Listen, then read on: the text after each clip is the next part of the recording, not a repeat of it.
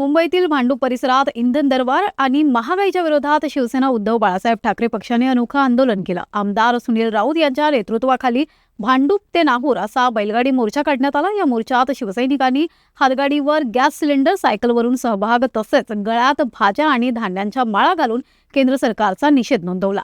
या आंदोलनादरम्यान जोरदार घोषणाबाजी करण्यात आली. विशेष म्हणजे आमदार सुनील राऊत स्वतः ट्रॉलीवर बसून मोर्चात सहभागी झाले होते.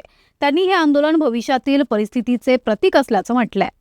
बघा, मोदींनी फार अच्छे दिन आणलेले आहेत. स्वतः जगभर फिरतायत फ्लाईटनी आणि आम्हाला सांगतायत सोनं खरेदी करू नका, प्रवास करू नका, पेट्रोल डिझेल वाचवा आणि स्वतः फिरतायत ऑल ओव्हर वर्ल्डमध्ये.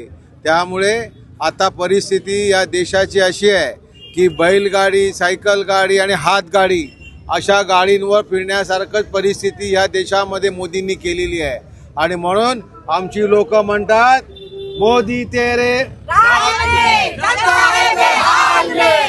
भविष्यामध्ये ही परिस्थिती अख्ख्या देशावरती येणार आहे.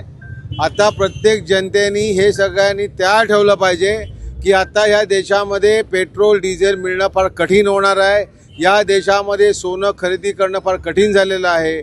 आणि त्यामुळे आता ही जी परिस्थिती 1950-1955ची परिस्थिती होती, ती परिस्थिती आज ह्या ठिकाणी मोदींनी निर्माण केलेली आहे. आणि म्हणून या मोदींच्या विरोधामध्ये हा आमचा मोर्चा आहे. बघा, नीटसारखा पेपर बाहेर फुटला जातो आणि लाखो विद्यार्थ्यांचं नुकसान होतं. आणि या नीट फोडणाऱ्या पेपरवरती अजूनही कुठल्या प्रकारची कारवाई झाली नाही.